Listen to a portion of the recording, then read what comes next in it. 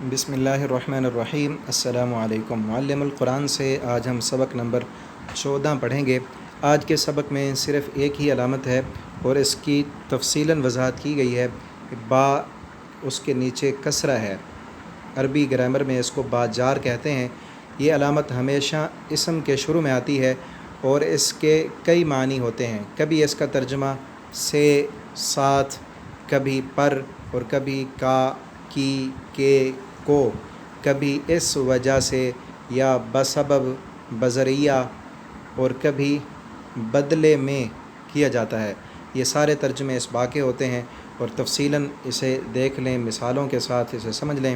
جیسے بسم اللہ الرحمن الرحیم، یہ شروع میں با ہے اور اس کا ترجمہ سے کیا گیا ہے۔ اللہ کے نام سے شروع کرتا ہوں جو نہایت رحم کرنے والا اور بڑا مہربان ہے۔ واللہ بما تعملون خبیر، اور اللہ اس سے جو تم عمل کرتے ہو خوب باخبر ہے۔ وبالوالدین احسانا، اور اپنے والدین کے ساتھ۔ اب اس کا ترجمہ با ہے اور ترجمہ ساتھ کیا گیا ہے۔ نزل الکتاب بالحق، اس نے کتاب اتاری حق کے ساتھ۔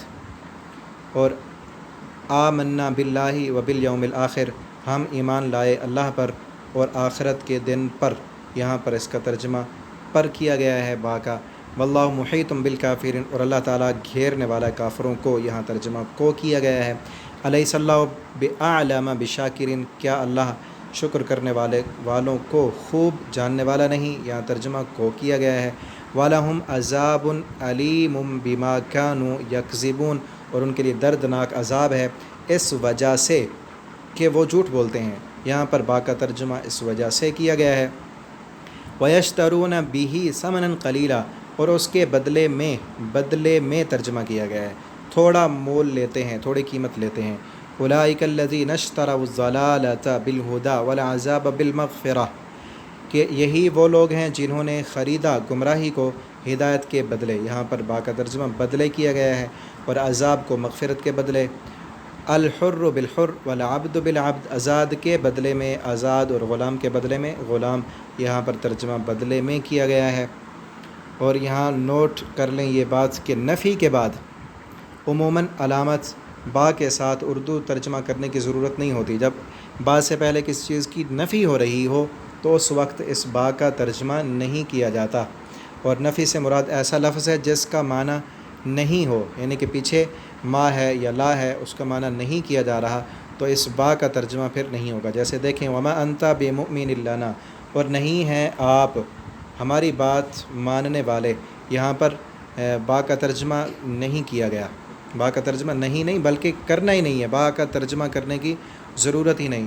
یہ جو نہیں لکھا ہے یہ ما کا ترجمہ ہے، اور سب مثالوں میں جو ہے یہ نہیں معنی کیا گیا ہے، یہ ما کا ترجمہ ہے، اور آخری مثال میں لیسا کا ترجمہ ہے۔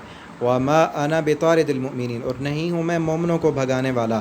وما هم بخارجین من النار، اور نہیں ہیں وہ آگ سے نکلنے والے۔ وما هم بمؤمنین، اور نہیں ہیں وہ ایمان لانے والے۔ الیس اللہ باحکم الحاکمین، کیا نہیں ہے اللہ تعالیٰ سب حاکموں سے بڑا حاکم۔ اور اس کا ہمیں پتہ کیسے چلے گا کہ اس وقت با کا کیا ترجمہ کرنا ہے، اس وقت کیا کرنا ہے؟ تو آگے پیچھے ترجمہ دیکھنے سے ہم اندازہ لگا سکتے ہیں کہ اس وقت کون سا ترجمہ کرنا مناسب ہے۔ جو ترجمہ با کا جس موقع پر مناسب لگتا ہو وہی ترجمہ کرنا ہے۔ اللہ تعالی ہمیں قرآن کریم کو پڑھنے، سمجھنے اور اس کے مطابق زندگی بسر کرنے کی توفیق عطا فرمائے۔ پچھلے اسباق معلم القرآن کے ڈسکرپشن میں لنک موجود ہے، انہیں بھی سنیں اگر آپ نے نہیں سنے، اور اپنے دوستوں کے ساتھ شیئر کریں، اور قرآن کریم کے اسباق جو روزانہ آپ کے پاس بھیجے جاتے ہیں وقت نکال کر انہیں سنیں، تاکہ قرآن ہمیں سمجھ آئے اور ہمیں پتہ ہو اللہ رب العالمین ہم سے قرآن کریم میں کیا کیا باتیں کرتے ہیں۔ اور ان اسباق کو زیادہ سے زیادہ لوگوں کے ساتھ شیئر بھی کریں تاکہ قرآن کی تعلیم کو عام کرنے میں آپ کا بھی صدقہ جاریہ شامل ہو جائے۔ اللہ تعالی ہمیں عمل کی توفیق دیں۔ والسلام علیکم ورحمۃ اللہ وبرکاتہ۔